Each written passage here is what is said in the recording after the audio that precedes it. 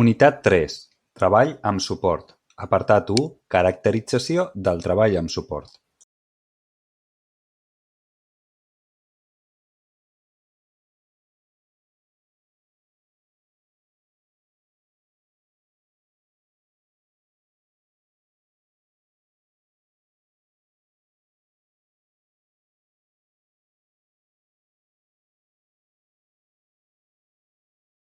El treball amb suport s'adreça a persones amb discapacitat amb especials dificultats per inserir-se en el mercat laboral ordinari. Les condicions laborals i el sou d'aquestes persones han de ser el més semblant possible a les de la resta de treballadors. Un component clau del treball amb suport són els suports que s'ofereixen. David Mank formula 7 principis que ajuden a entendre la importància del treball normalitzat en la vida de les persones amb discapacitat.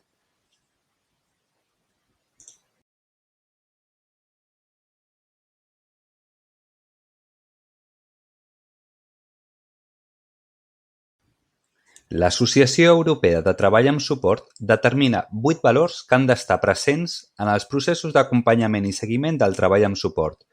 La individualitat, el respecte, l'autonomia, l'elecció informada, l'apoderament, la confidencialitat, la flexibilitat i l'accessibilitat. La normativa estatal i autonòmica determina els col·lectius de referència o destinataris finals. En tots, caldrà fer una valoració de la idoneïtat de l'aplicació de la metodologia. Per fer-la, cal atendre a 4 elements. La persona ha de poder treballar. La persona ha de voler treballar, ha d'acceptar l'ajuda i ha de necessitar el suport.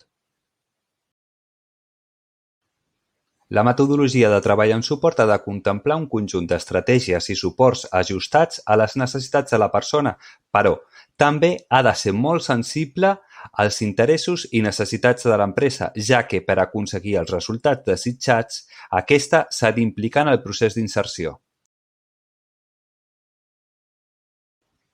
Hi ha una gran diversitat de suports. Caldrà prioritzar els suports naturals.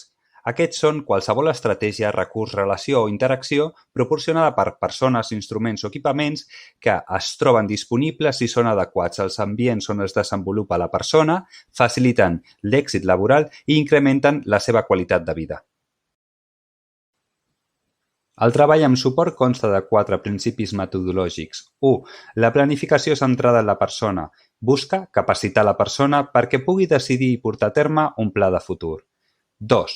Principi de rebuig zero. Tothom que vulgui treballar ha de poder fer-ho amb un nivell de suport adequat. El compromís amb la persona usuària, que permet crear un vincle que facilitarà l'èxit del procés. I 4. L'elecció informada.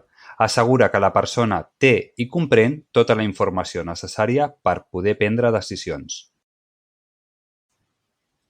El títol de Tècnic Superior en Integració Social inclou la qualificació professional completa d'inserció laboral de persones amb discapacitat.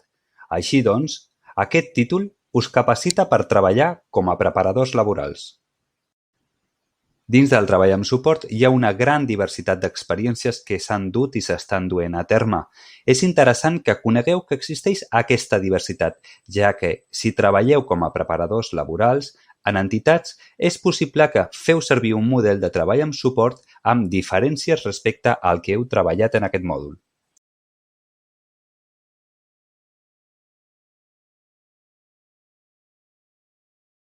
Created using Powtoon.